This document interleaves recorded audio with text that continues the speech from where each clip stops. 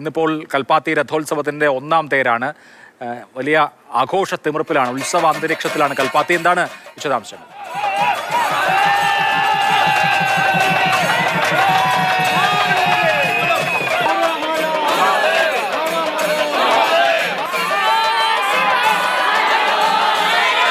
വലിയ ആവേശത്തോടു കൂടിയാണ് ഇത്തവണ കൽപ്പാത്തി രഥോത്സവത്തിന് തുടക്കമാകുന്നത്. ഏതായാലും രഥപ്രയാണം ആരംഭിച്ചു. ആദ്യം മുരുകന്റെ രഥവും പിന്നീട് ഗണപതിയുടെ രഥവും എല്ലാം തന്നെ ഈ അഗ്രഹാര വീതിയിലൂടെ പോയി.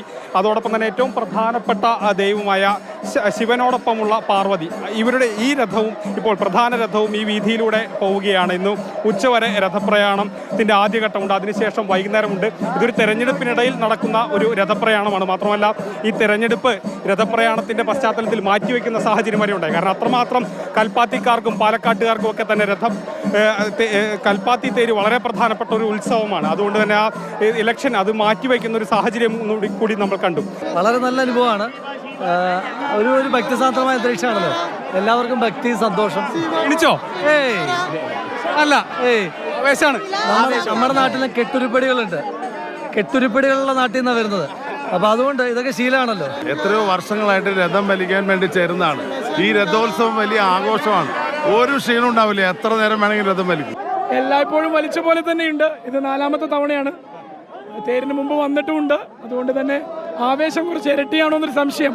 തെരഞ്ഞെടുപ്പ് ആവുകൊണ്ട് ആവേശം, പൊളിറ്റിക്കലായിട്ടുള്ള ഒരു തേർവലി കൂടിയാണോ എന്നൊരു സംശയം. 3 പേരുണ്ട്. അപ്പൊ ആവേശം, പക്ഷേ അത് വളരെ വളരെ സൗഹാർദ്ദ അന്തരീക്ഷത്തിൽ നടക്കുന്നു എന്നുള്ളത് വലിയ പോസിറ്റീവായിട്ടുള്ള കാര്യമാണ്.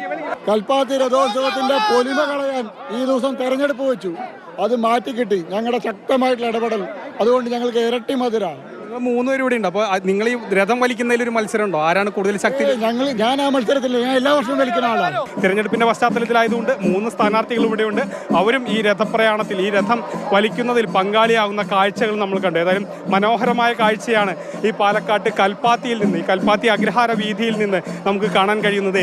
എങ്ങും നാമജപങ്ങളാൽ മുഖരിതമായ അന്തരീക്ഷം, ഭക്തിസാന്ദ്രമായ അന്തരീക്ഷം, അതോടൊപ്പം തന്നെ കൽപ്പാത്തി തേരിന്റെ ആവേശവും.